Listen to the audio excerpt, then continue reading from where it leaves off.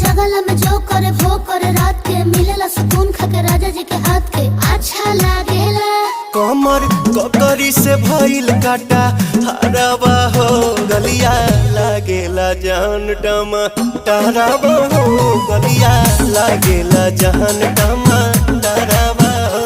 कहे तोर गया तुझको मैं पार करना अपने खाला पहले हम के खिया करना तबे भइल बा कमरिया मोर चाह करना तबे भइल बा कमरिया मोर चाह करना चाह करना।